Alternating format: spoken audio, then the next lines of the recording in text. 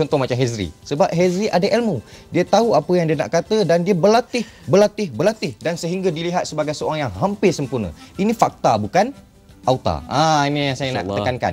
Ilmu. Dalam hadis Nabi dah sebut, "Wa man salaka tariqan yantamisu fihi ilman, sahalallahu bihi tariqan ilal jannah." Sesiapa yang nak cari ilmu, Allah akan mudahkan jalannya ke syurga. Nabi kata dalam Al-Quran pun dah tekankan, "Wa man arada dunya fa alaihi bil ilmi, wa man arada al akhirah fa alaihi bil ilmi, wa man arada ahuduma fa alaihi bil ilmi." Ada ilmu, orang akan sejadi yang berani, dia akan sentiasa konsisten, dia akan kenal diri serta yakin dalam langkah yang diambil. Sebab tu dalam hubungan juga, saya tekankan dalam hubungan, kenapa? Hubungan kekeluargaan merupakan satu faktor penyumbang kepada kesejahteraan negara. Dalam hubungan, kita percaya kita akan berjumpa suami dan isteri. Itu kita sebut sebagai forming. Kita bentuk antara satu individu dengan individu yang lain. Ada suami, ada isteri, akan ada anak. Jadi langkah pertama kita forming. Selepas itu kita ada proses-proses yang lain yang perlu kita jadi orang yang lebih berani serta yakin dalam langkah. Yang kedua, kita ada storming. Dalam perkahwinan pasti ada storming.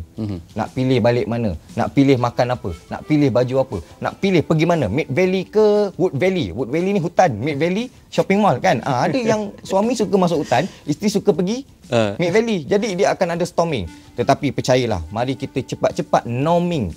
Norming ni kita cipta persamaan, kita cipta keserasian, kita bina kebahagiaan serta kebaikan antara suami dan isteri. Sebab apa? Akhir sekali kita sebagai manusia, kita sebagai orang yang baik, kita nak performing. Performing sebagai apa? Performing sebagai suami isteri yang kita sebut sebagai rumahku syurgaku. Sebab tu akhirnya tadi awal kita tengok kita forming. Kedua, kita storming. Ketiga, kita norming. Dan yang terakhir, kita forming. Semua empat-empat proses ini memerlukan keberanian serta risiko yang kita perlu belajar. Sebab nak mengurus rumah tangga bukan satu perkara yang mudah.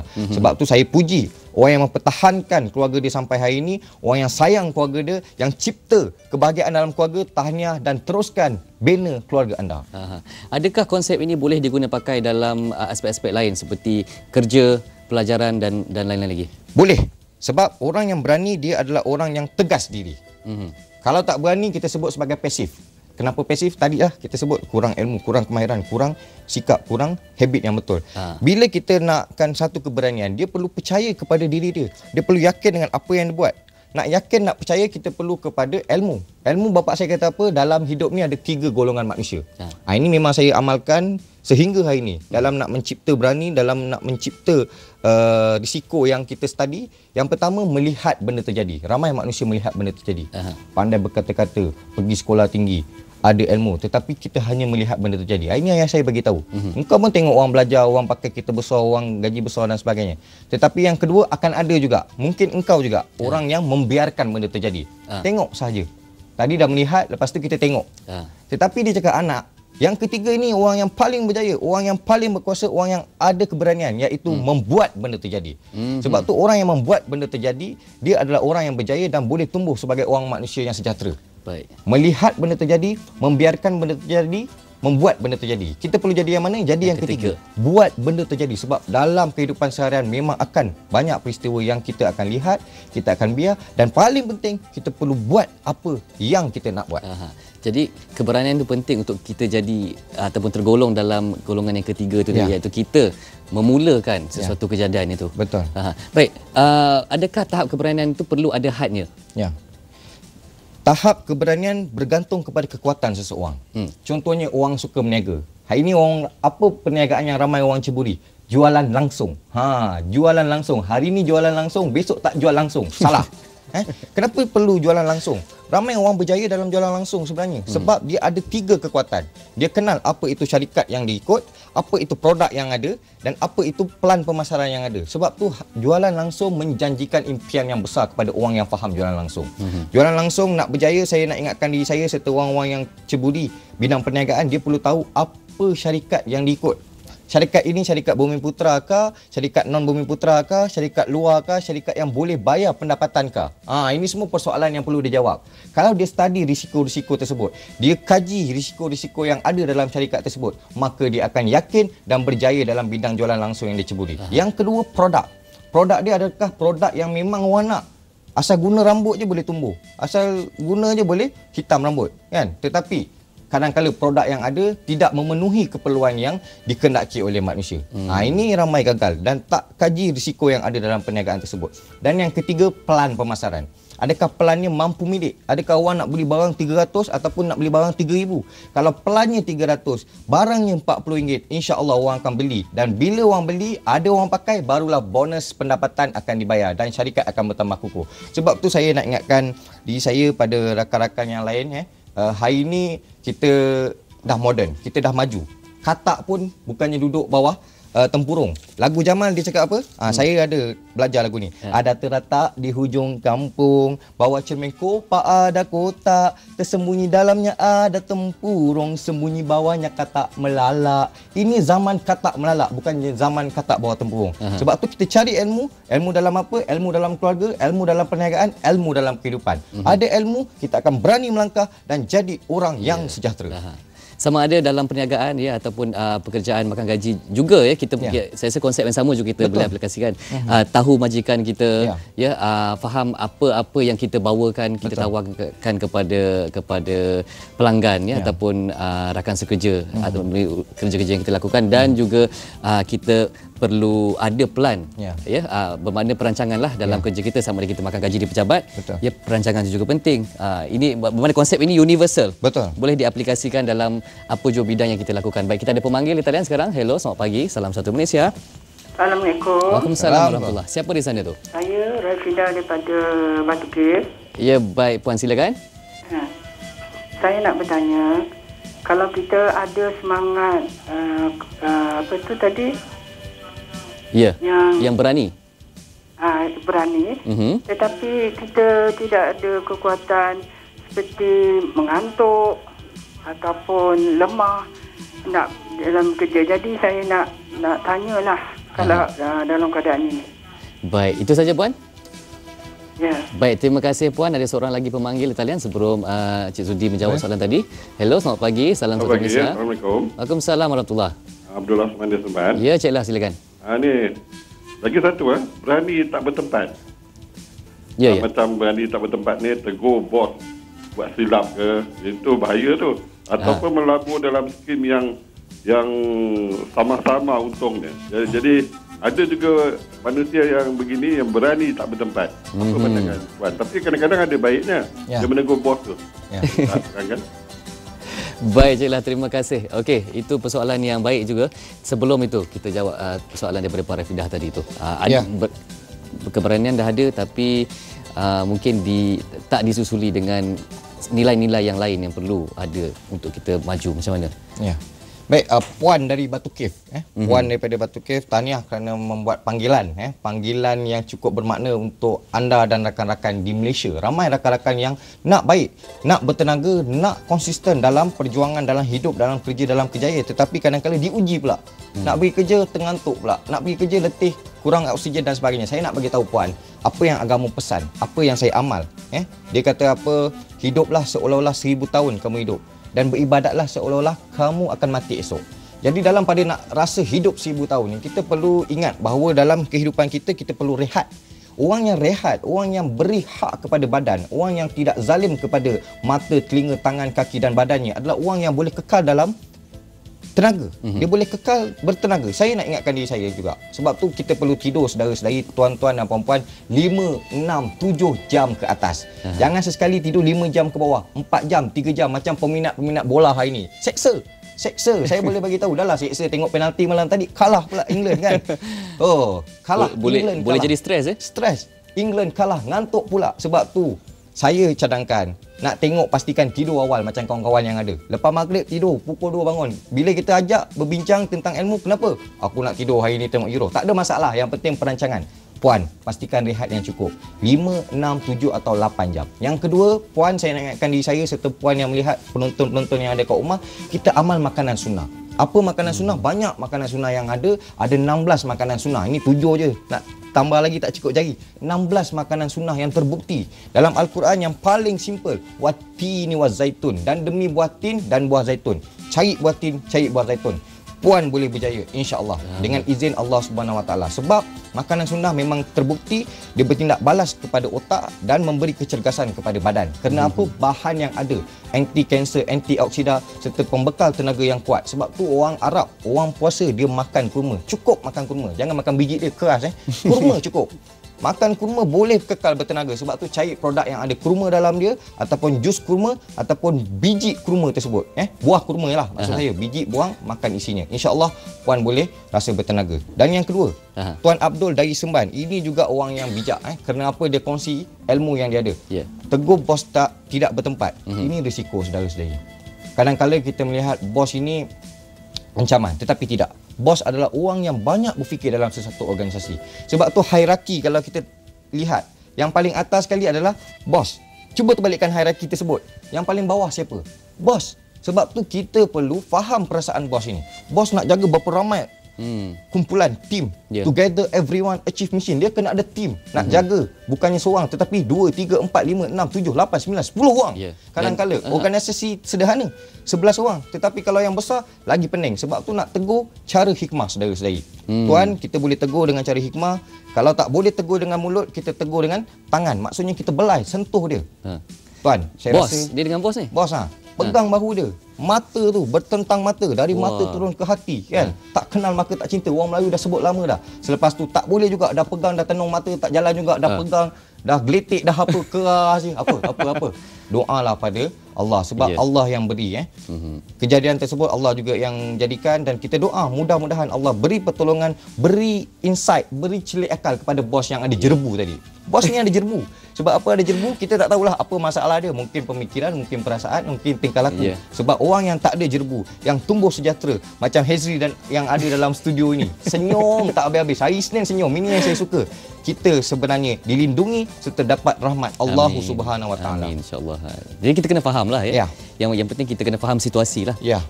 Sebab bos ni kadang-kadang itu kalau syarikat kecil mungkin 3, 4, 5 orang sahaja anak buahnya. Kalau satu jabatan yang besar boleh mencecah ribuan anak-anak buah aja. Jadi kita perlu faham mereka seperti mana kita mahu mereka memahami kita sebagai pekerja. Jadi kita akan ambil seorang lagi pemanggil di talian. Hello, selamat pagi. Salam satu Malaysia. Selamat pagi, salam satu Malaysia. Assalamualaikum. Assalamualaikum warahmatullahi. Di sini tajuknya ngam betul lah dengan apa tu melangkah ke hadapan. Jadi saya mau tahu macam mana macam saya ni ibu tunggal. Jadi untuk meneruskan hidup itu setelah kematian suami, tapi hanya mau hidup terus sebab banyak sudah perniagaan yang dicuba jualan langsung apa semua tapi gagal saja sebab tidak membagi apa-apa keuntungan. Jadi macam mana caranya untuk melangkah, jangan takut untuk terus melangkah. Macam mana caranya sebab dengan modal yang sedikit saja. Baik Tiana. Tiana, hello. Boleh saya bertanya jika tidak keberatan Tiana ingin kongsikan ya? Apa yang Tiana mahukan dalam hidup? Apa yang Tiana nak? Semua orang mahukan matlamat ingin maju dalam hidupnya supaya tidak apa yang kita buat tidak mungkin sia-siakan. Kalau ada lebih khusus, lebih spesifik Tiana, mungkin inginkan mungkin kemudahan dari segi kewangan mungkin ataupun bentuk lain. Ada matlamat yang lebih khusus, Puan? Matlamat yang khusus itulah dari segi kawangan. Tapi bila ada kawangan, bila kita mencuba sesuatu tu, contohlah macam jualan langsung ke apa, kita untuk berniaga untuk terus hidup bersama anak-anak, terutama macam kami ibu tunggal, tapi pada akhirnya gagal. Jadi apa yang kami melangkah yang terus dan seterusnya lah, maksudnya macam itu. Baik. Terima kasih Puan, terima kasih. Puan Tiana saya rasa dah ada 2 kelebihan di situ ya. Ini saya buat penilaian sendiri. Betul. Saya nak minta Zudi mungkin boleh komen jugalah atas pemerhatian saya ni. Kelebihan yang Tiana ada adalah dia mengetahui situasi dia sekarang, dan kelebihan yang kedua adalah dia tahu ke mana dia nak pergi. Cuma proses tu yang mungkin agak sama-sama berjerubu bagi Tiana. Macam mana Zudi? Puan, Cik Puan. Sebab apa Cik Puan? Kerana title terbaru dia Cik. Sebab tu orang yang saya jumpa, kalau saya tak tahu latar belakang dia, kematian suami ke, kematian isteri ke, saya akan panggil dia Tuan. Mungkin bapa tinggal kita tak bincang lagi pasal bapa tinggal ni kan. Kalau perempuan saya panggil dia cik puan sebab kita tak tahu ibu tunggal ataupun masih beristeri. Sebab tu kepada ibu tunggal, ini saya nak bagi tahu dan saya nak ingatkan diri saya serta keluarga-keluarga saya yang ada juga. Saya ada ibu tunggal, saya ada keluarga tunggal. Ibu saya tak tunggal lah. Keluarga saya ada yang ibu tunggal. Orang yang ibu tunggal ni dia akan ada rasa satu perjuangan yang suci. Perjuangan apa? Perjuangan membesarkan keluarga. Perjuangan apa? Perjuangan memberi nafkah kepada keluarga. Perjuangan apa? Perjuangan memberi kebahagiaan yang ada berdasarkan keupayaan yang dia ada. Sebab tu tahniah puan. Puan masih berjuang dan masih dalam permainan. Mari kita teruskan permainan ini, play the game dan kita adalah pemenang kalau kita teruskan. Sebab tu saya nak pesan puan, dalam apa juga yang kita buat, dalam apa juga yang kita ceburi, kita perlu konsisten. Ini kuasa paling besar. Konsisten. Saya nak tanya, adakah puan sudah berjumpa 100 orang? Kalau dah jumpa 100 orang, adakah sudah berjumpa 1000 orang? Kalau dah jumpa 1000 orang, adakah dah berjumpa 10,000 orang? Jawab soalan saya. Kalau belum, pastikan puan masih dalam perjalanan ini. Jumpa orang, pernah nampak ni? Saya pasti kalau 10 orang, 3 yang akan kata belum nampak. Daripada 3 akan ada yang minat nak jadi pembekal dan jadi pemborong dan peruncit kepada produk yang akan puan bawa. Sebab tu rahsia jualan adalah konsisten, bukan putus asa. Orang putus asa bukan orang jualan. Orang takut bukan orang menjual. Orang takut gagal bukannya orang menjual. Orang menjual semua orang baik-baik. Orang yang sabar, rajin, peramah. Dia percaya dengan produk dia. Dia percaya dengan rezeki dia. Jangan berhenti. Ini pesanan saya. Ayah saya pun kata, jangan berhenti dalam mencari ilmu, dalam menjual. Nak menjual saudara saya, dia perlu ada ilmu. Ilmu, pergi kelas kejurujualan. Jangan miss ataupun jangan tak datang perjumpaan kumpulan. Kenapa perlu perjumpaan kumpulan? Kat situ kita nak tengok orang-orang yang bersama-sama dengan kita. Kita tengok ada driver taksi pun buat jualan langsung. Profesor pun ada buat jualan langsung. Ketua kampung pun ada buat jualan langsung. Sebab tu pentingnya perjumpaan dan pergaulan yang kita buat dalam kehidupan kita. Kita perlu campur orang yang sentiasa menjual. Tanya dia apa kelebihan produk, bagaimana dia menjual. Rezeki kita tak tahu puan kat mana. Kalau ada tertulis di dahi kita, senang kita buat. Sebab tu konsisten, tahu produk, tahu syarikat serta tahu pelan pemasaran. Dan yang paling penting sekali berjimat. Dalam perniagaan orang ajar saya jimat. Ada untung, ambil 10% untuk perkembangan bisnes. Ambil sikit untuk makan, ambil sikit untuk modal dan keperluan-keperluan lain. Ini pesanan saya dan ingatan untuk diri saya serta puan yang menonton di rumah. Jadi mungkin Puan Tiana ataupun sesiapa sahaja yang berada dalam situasi tersebut, dia tak kira nak mencuburi perniagaan ataupun nak cari kerja makan gaji. Dan saya yakin juga banyak persatuan-persatuan ibu tunggal di luar sana yang boleh disertai. Dan mereka ni juga akan memberi sokongan secara emosi, secara mental dan masing-masing boleh berkongsi pengalaman. Kerana dalam ramai-ramai itu pasti ada yang berjaya, pasti ada yang boleh kita contohi dan mungkin kita boleh tumpang sedikit semangat mereka. Zudi baik, terima kasih Zudi kerana sudi bersama kami. Thank you. Menjadikan kita semua semakin berani. InsyaAllah. InsyaAllah. Jadi perjalanan akan kita teruskan kerana kita akan ke Sekolahku Kebanggaanku kali ini bersama Nazira Nasir ke Sekolah Menengah Kebangsaan Victoria. Dan sejurus kemudian kami akan bawakan filem Cinta Aku, Kau dan Dia.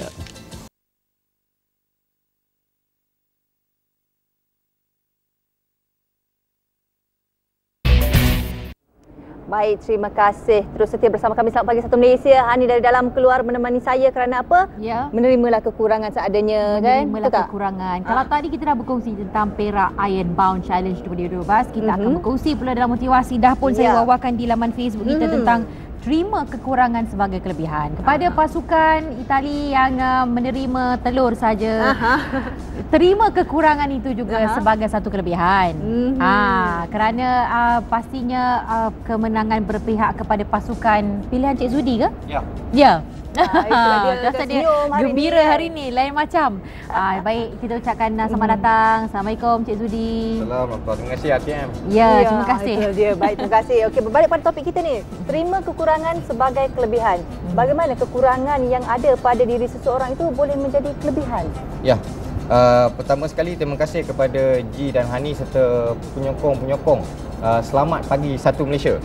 Nadi Seri Pagi. Hari ini berapa bulan? 2 hari 7, 12 Syakban. Malapetaka kepada penyokong Itali. Kerana apa? Kerana 4-0 kita kena. Bukan sikit tetapi tembak. 4-0. Bertenang. Bertenang betul.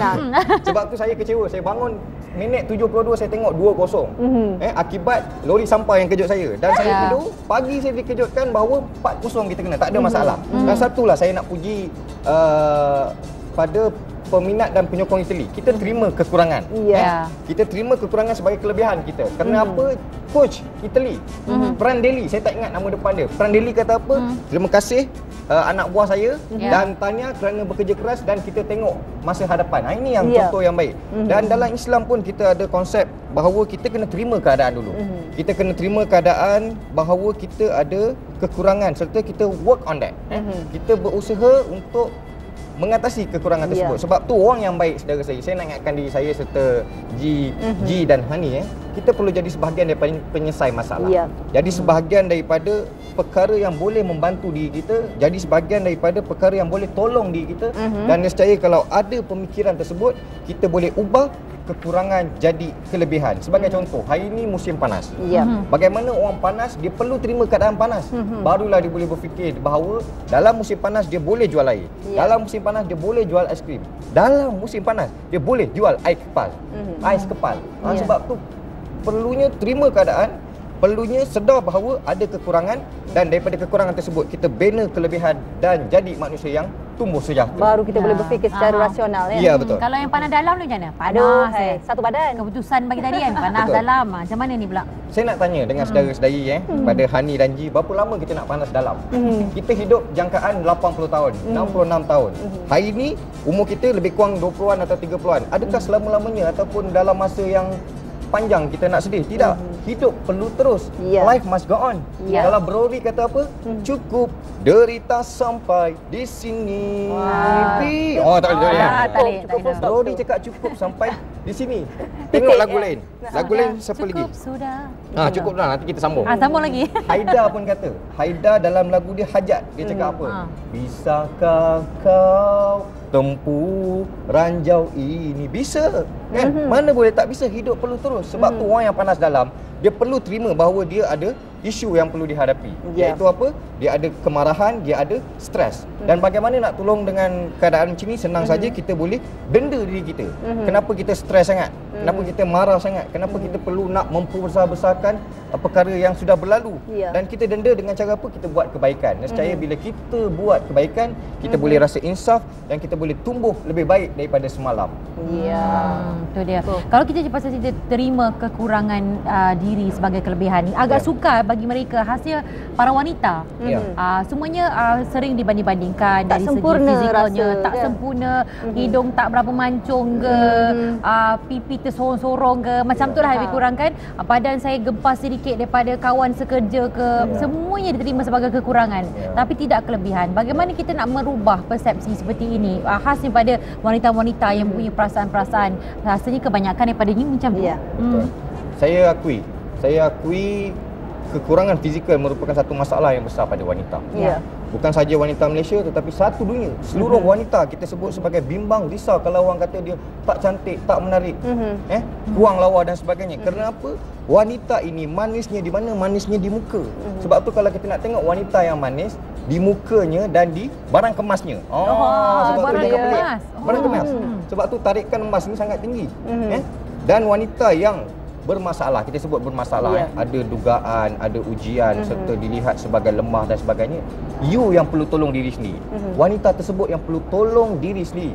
Sebab tu nak tolong bukannya orang lain, dia yang perlu tolong. Sebab tu dalam hal nak menolong diri ini, saya ingat pesanan guru saya, dia kata apa? Manusia ini sama ada kecil atau besar, tua atau muda, miskin atau kaya, dia akan diuji. Berdasarkan firman Allah, Allah kata apa? Wa may yattaqillaha yaj'al lahu makhraja wa yarzuqhu min haitsu la yahtasib wa may yatawakkal 'ala Allahi fa huwa hasbuh innallaha balighun amri qad ja'alallahu likulli syai'in qadra. Siapa yang ada masalah, dia ambil jalan penyelesaian, bertakwa kepada Allah, itu merupakan satu penyelesaian kepada masalah tersebut. Tapi kalau dia buat pembedahan plastik, dia buat pula hidung macam selodang, panjang hidung tu kan, kena tebal makeup 7 inci makeup dia kan, itu merupakan satu masalah pada masalah yang baru. Ini fakta, bukan auta. Kerana apa? Takut-takut ketika pembedahan ada pula side effect. Takut-takut ketika pembedahan ada pula malapetaka kan, nak cucuk botox ataupun nak cucuk kolagen, tersuntik benda lain, na'udzubillah min zalik. Ini kita takut. Sebab tu saya nak bagi tahu perempuan, cantik perempuan kat mana? Cantik perempuan kat akhlak sebenarnya. Plus Kalau ada pula rupa yang baik, itu merupakan bonus. Tetapi kalau rupa tak ada, saya sebagai lelaki saya bercakap apa? Perempuan cantik atas dasar akhlak, perempuan cantik atas dasar budi, perempuan cantik atas dasar keibuan dan kewanitaannya. Dan satu lagi, selain daripada orang kata diri sendiri yang perlu mengangkat, bangkit kembali supaya tidak merasa rendah diri dan sebagainya tentang kekurangan yang ada. Bagaimana pula dengan orang sekeliling, orang yang terdekat mungkin suami, pasangan, supaya boleh orang kata menaikkan lagi semangat, memberi keyakinan kepada mereka, tidak hanya memberikan kata-kata yang kurang sedap didengar dan sebagainya. Ya, sebab tu persoalan ini persoalan yang di luar jangkauan kita. Sebab tu nak tolong diri sendiri. Sebab mana yang kita senang, nak tolong diri ataupun nak tolong orang luar. Orang luar kita susah nak kontrol. Contohnya macam sekarang cuaca. Alhamdulillah cuaca kat sini baik. Tetapi kalaulah panas, kalaulah hujan, kalaulah ribut, saya tak boleh kontrol. Sebab tu paling penting kekuatan dalaman. Dan dalam psikologi sendiri, lokus kawalan diri dalaman yang tinggi membuatkan orang tu boleh tumbuh sejahtera dan baik. Sebab tu kalau persekitaran tidak menyokong, kita cari persekitaran yang membina. Kita cari kawan-kawan yang baik, kita cari kawan-kawan yang boleh memberi nasihat, yang boleh dengar, bantu dan memahami dalam pada kita nak menjadi orang yang baik, cantik, menarik dan tertarik. Ini kita boleh urus dan kita boleh pilih. Sebab tu kita tak perlu berkawan dengan semua orang. Kita hanya perlu berkawan dengan beberapa orang, tetapi mesra terhadap semua orang. Sebab tu kawan yang paling baik adalah pengalaman. Ini saya nak bagi tahu, bukan saya saja yang kata kawan yang baik adalah pengalaman. Ameng Spring pun kata. Dalam lagu dia kata apa? Pengalaman telah mendewasakan. Pengalaman, kawan yang baik. Sebab tu kita cipta pengalaman yang baik, kita kuatkan diri kita serta pilih orang yang boleh memberi kebahagiaan kepada kita. Dalam kita sedang mengalami segala kekurangan yang ada dalam diri kita ni, sekarang ni penonton-penonton kita rasa dikurang ni, dia kurang tu, dia kurang ini. Bagaimana agaknya untuk dia menerima kekurangan dia pada ketika ini ni supaya dia tidak melakukan perkara-perkara yang di luar jangkauan. Contohnya menerima kekurangan bahawasanya hidung saya tak mancung, supaya tidak dimancungkan dengan prosedur-prosedur yang tertentu, tetapi menerimanya sebagai kelebihan. Engkau ada macam tu kan, hidung saya je yang ada macam ni, macam tu contohnya. Jadi macam mana dia nak terima kekuatan tersebut dan mencipta kekuatan luar biasa sampai bila-bila? Kita tak boleh lari daripada ilmu. Manusia yang begini dia perlu banyak pergi pesta ilmu. Bukan kata pesta euro saja, pesta ilmu, pesta ibadah. Sebab tu kita sendiri, saya akan buat satu program Ramadan Berkat Ummah Hebat. Pada bila? Pada 3, 4 dan 5 Ogos serta 10, 11, 12. Sasaran kita mudah saja, umur 25 ke atas, 25 hingga 55. Dan di dalam majlis ini kita akan bincang sama-sama fitrah kejadian manusia ini. Kenapa manusia bermasalah? Kenapa manusia ada gangguan? Kita sebut sebagai bisikan-bisikan syaitan. Syaitan yang direjam. Saya nak cerita pasal syaitan ni. Setiap hari kita memang akan diuji. Dalam tasawuf kita ada adabul ikhtilaf, kisah Adam digoda oleh syaitan. Untuk pengetahuan semua serta diri saya sendiri, Adam ni dia dah janji 2 perkara pada Allah Ta'ala. Dia kata apa? Yang pertama, dia minta panjang umur. Panjang umur sampai bila? Sampai kiamat dia cakap. Dan yang kedua, dia nak goda anak Adam. Ini memang janji. Sebab tu dalam pada kita nak lawan syaitan ini, kita perlu pada ilmu yang tinggi. Kita perlu ilmu yang baik, ilmu yang besar. Bukan sahaja untuk diri kita, tetapi untuk orang sekeliling kita yang ada. Sebab kita nak tolong mereka bahawa mereka ini adalah orang yang penting, adalah orang yang suci, adalah orang yang bersih. Sebab Nabi dah sebut, ma min maulidin yuladu al fitrah. Kita ni semua adalah orang yang suci, bersih, fitrah.